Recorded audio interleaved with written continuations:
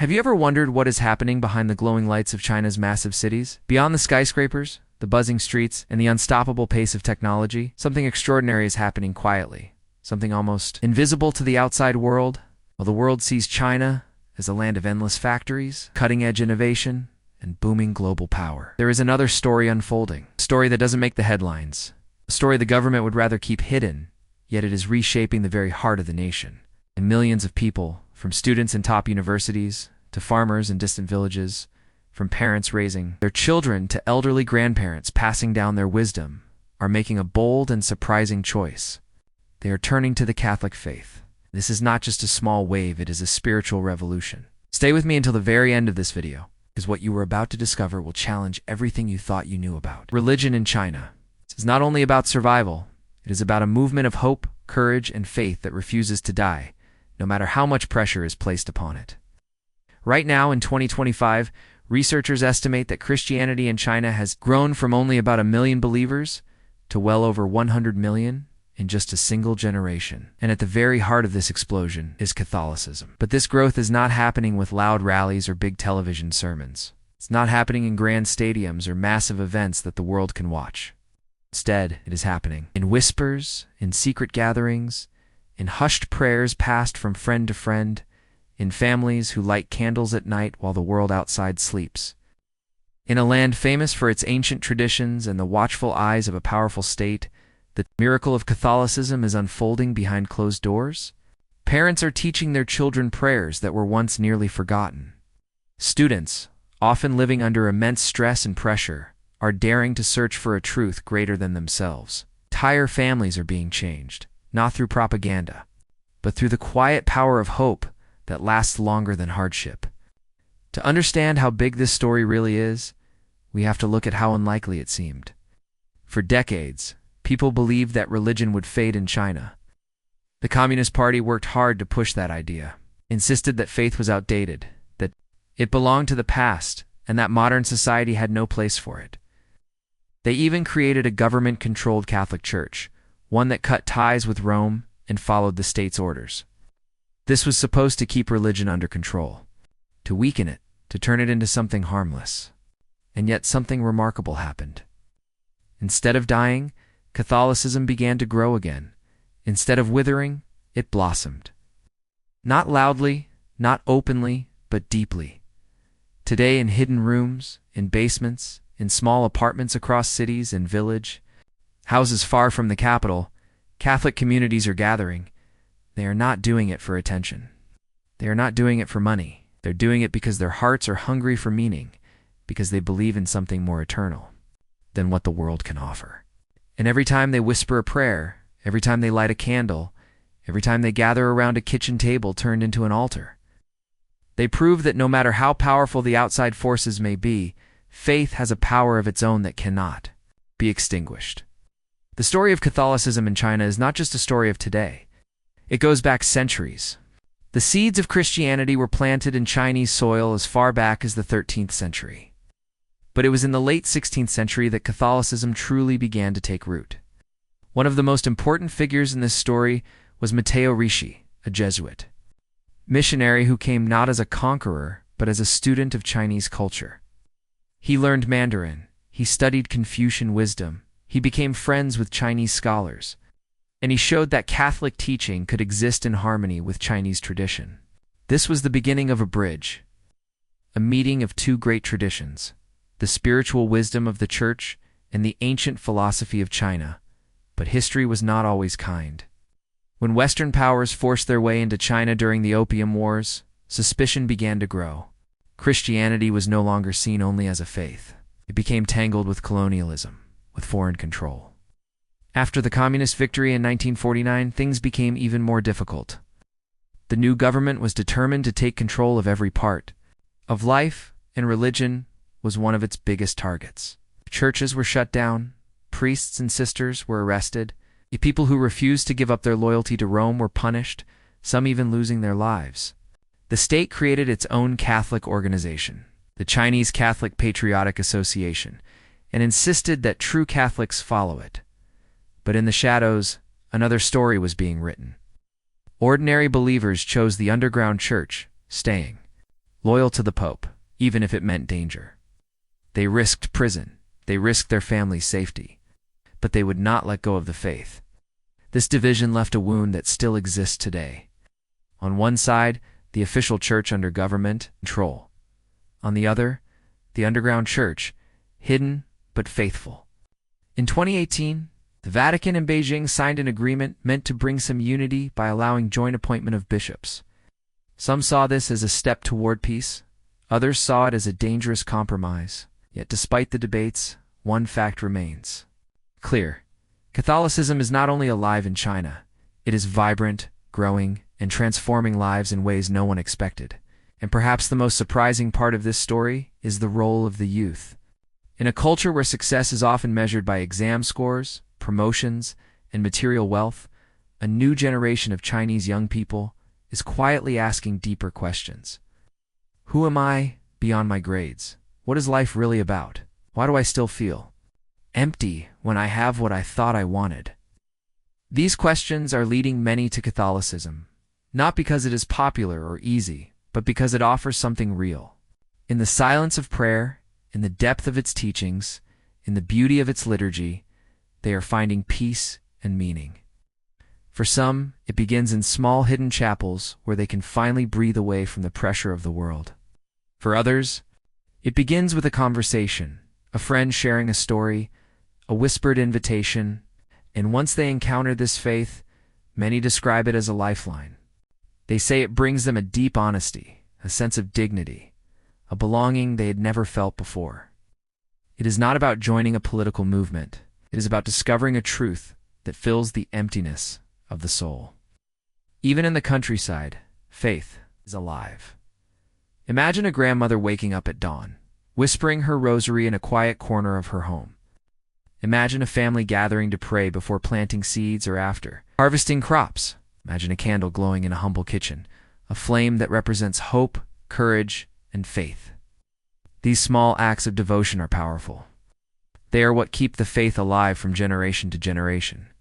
The underground churches in China are not large, but their strength lies in their courage. These are small groups of people who gather secretly, sometimes late at night, sometimes in hidden rooms. They know that discovery could bring trouble, but they gather anyway. They gather because faith means more to them than comfort, more than safety, more than even their freedom. In these gatherings, the sacraments are celebrated with a devotion that words can barely capture. A simple loaf of bread, a single cup of wine, a whispered hymn, it all becomes holy because it is offered with love and sacrifice. These underground communities are like embers, glowing quietly but powerfully. And together, they are igniting something greater than anyone ever expected. What makes this even more remarkable is how ordinary people become extraordinary witnesses. Teachers, farmers, shopkeepers, and students, people with no special power or influence, become protectors of the faith. They open their homes for Mass, they memorize prayers and pass them on. They watch over one another like guardians. In the eyes of the world, they may seem small, but in truth, they are carrying something greater than empires. They are carrying the flame of a faith that has survived centuries, and no matter how much pressure is put on them, they refuse to let it be extinguished. The courage of these believers is rooted not only in tradition but in history. For hundreds of years, Catholic missionaries have come to China not to impose, but to share. Matteo Ricci showed that respect, humility, and dialogue could open doors. Later, countless priests, sisters, and lay missionaries dedicated their lives to service, building schools, caring for the sick, and teaching the young. This legacy lives on in Chinese Catholic communities today. Even when cut off from the outside world, they remember that their faith is universal, that they are part of something far bigger than themselves. This connection gives them strength. But the Catholic story in China is not only about survival, it is also about renewal. In recent years, Catholicism has begun to grow in unexpected places, especially among ethnic minorities. Groups often left behind or ignored in national life, such as the Miao, the Yi, and Mongol peoples, have found in Catholicism a faith that respects their dignity and welcomes their traditions. In mountain villages, hymns are sung in local languages, and prayers are spoken in voices shaped by ancient customs. The Catholic faith does not erase its identity. It embraces it, weaving together the old and the new, creating a harmony that feels deeply authentic. Imagine a small rural village, surrounded by terraced fields and high mountains. At night, a group of neighbors gathers in a modest home. A kitchen table becomes an altar. A candle flickers in the dim light. The sound of prayer fills the room, soft but steady. This is what Catholicism looks like in China today. It is not grand, it is not public, but it is deeply alive. And the faith does not stay hidden within the walls of that room. It shapes how people live, shapes how they treat one another, how they raise their children, and how they face hardship. It creates communities where compassion, honesty, and love are quietly practiced every single day. What is even more surprising is how faith spreads in modern China. In a world filled with surveillance cameras and online restrictions, many Catholics are finding creative ways to stay connected. Encrypted messages, online prayer groups, and even live-streamed masses from abroad are quietly reaching homes across the country. A smartphone becomes a chapel. A laptop screen becomes a pulpit. Families gather in their living rooms to watch. Mass celebrated in Rome, Manila, or New York, and even though they are separated by thousands of miles, they feel united. The Church has always taught that the body of Christ is one, and technology, though watched closely by the state, is being used in small, careful ways to make that truth real in the lives of believers. But what truly sets this movement apart is not only how Catholics worship, but how they live out their faith.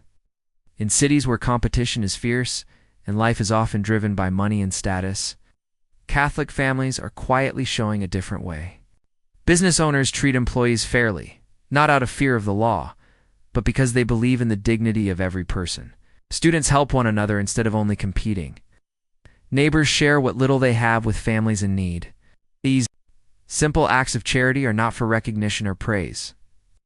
They are expressions of a faith that has transformed the heart. People notice. They see the difference. They see marriages growing stronger, families becoming more united, and communities becoming kinder. In 2025, Catholicism in China is not only surviving, it is shaping lives in ways that surprise even outsiders. Every Easter, hidden vigils are held where new believers are baptized in candlelight. These are not small acts, they are bold declarations. For someone to choose Catholicism in China today is to choose courage. It is to risk being misunderstood, even rejected. And yet, year after year, new people step forward. They say yes to a faith that demands everything, because they believe it gives more in return than anything else in the world. One of the most moving symbols of Catholic devotion in China is the Shrine of Our Lady of Xishan, located outside Shanghai. It is a quiet hill crowned with a church dedicated to Mary. For years, despite official restrictions, pilgrims have made their way there, often alone or in small groups, to pray. Each step up that hill is an act of devotion, a way of saying, our faith is alive, our hope is strong. These pilgrims do not seek attention, they seek only God, and in their hidden prayers, they become part of something bigger than politics, bigger than surveillance, bigger than fear. Xishan has become a sign not only for Chinese Catholics, but for Catholics around the world, a reminder that faith endures, even under pressure. Perhaps the most inspiring part of this story is how Chinese Catholics are now stepping beyond their own borders. Young men and women are traveling to Rome, to the Philippines, to the United States. They are attending World Youth Day, joining global gatherings, and sharing their testimony with the world.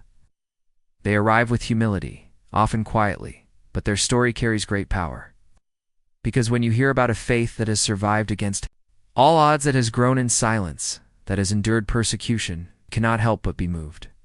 These young Catholics are no longer only receivers of faith, they're becoming missionaries themselves, carrying the story of China's faith to the world stage. Their vocations are also growing. More young people are answering the call to the priesthood and religious life. They do not study in grand seminaries, but in small, hidden classrooms. They do not live in large monasteries, but in ordinary homes. Their formation is quiet, but it is deep. It is marked by discipline, sincerity, and courage. And when they step forward to lead, they bring with them a strength that can only come from sacrifice. These young priests and sisters are proof that the Church in China is not just alive, it is thriving in ways the outside world cannot always see. This rise of Catholicism in China is not just about numbers, it is about depth, it is about conviction, it is about a faith that does not bend, even when the world says it should. And it is about ordinary people, mothers, fathers, students, workers choosing every day to live differently, to love differently, to hope differently. This is the real revolution. Not one of noise and slogans, but one of hearts transformed, one of souls set free. The quiet rise of Catholicism in China is not just a headline. It is a living story written in the lives of ordinary people who dare to believe. It is seen in the mother who teaches her child to pray, even though she knows the neighbors may not approve. It is seen in the student who sneaks away from his busy schedule to join a hidden prayer group in a quiet apartment. It is seen in an elderly man who remembers the days when churches were torn down, yet still lights a candle each night, whispering prayers for his children and grandchildren. These stories are not loud, but they are powerful. They are the true evidence that faith can survive and even thrive under the most unlikely conditions. When you look closely, you realize this is not only a story of religion, it is a story of identity. In a country where success is often measured by how much you achieve, how much money you make, or how much influence you have, Catholicism offers something different. It says your worth is not in what you own, but in who you are. It says dignity belongs to every person, no matter how rich or poor, no matter how successful or forgotten. This message strikes deep in the hearts of people who are tired of chasing things that never satisfy. It offers a peace that the world cannot give, and once someone tastes it, they find it hard to turn back.